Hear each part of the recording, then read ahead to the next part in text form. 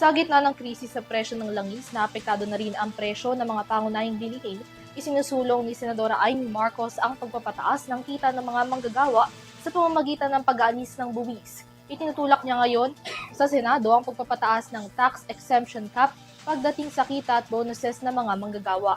Ang iba pang detalye tunghayan sa report na ito. Pababain ang buwis para mapataas ang kita ng mga manggagawa. Ito ang isinusulong ngayon ni Senadora Amy Marcos sa Senado sa layuning maibsan ang pasanin ng mga manggagawang Pilipino lalo na sa gitna ng krisis sa langis. Sa ilalim ng kanyang panukalang Senate Bill No. 2005, itinutulak ni Marcos ang pagpapataas ng tax exemption ceiling o threshold sa income, bonus at iba pang benepisyong natatanggap ng mga manggagawang Pilipino. Layo ng panukalang batas na itaas ang kasalukuyang 250,000 pesos income tax exemption threshold patungong 500,000 pesos. Sa makatuwid, isinusulong nito na gawing exempted sa personal income tax ang mga manggagawang mas mababa sa kalahating milyong piso ang taunang kita.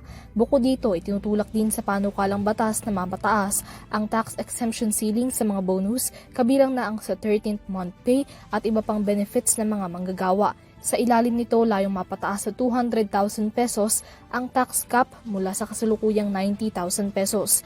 Giit ni Marcos, kinakailangan na ang mga ganitong aksyon at hakbang upang masigurong mas malaki ang kitang maiuwi ng mga manggagawang Pilipino para tustusan ang kanilang mga pangangailangan sa gitna ng pagtaas ng presyo ng mga bilihin bunsod ng krisis sa langis.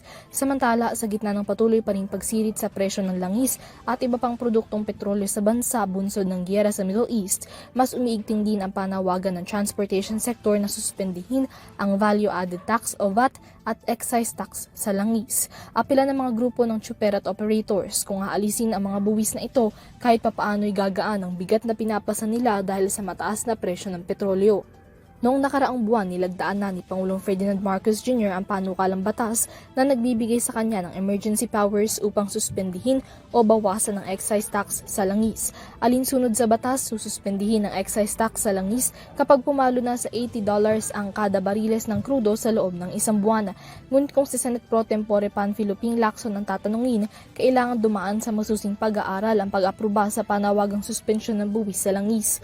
Kung susumahin aniya, 200 billion pesos na koleksyon mula sa buwis ang mawawala sa gobyerno kung sususpendihin ang excise tax, habang hiwalay na 320 billion pesos naman kung tatanggalin ang VAT. Paliwanag niya pa, kung para sa ikasisiyan ng mga kababayan ng pagsuspendi nito, kailangan ding busisiin ang epekto nito sa ekonomiya ng bansa. Para sa EuroTV News, Mia Layagin, sumasaludo sa bawat Pilipino.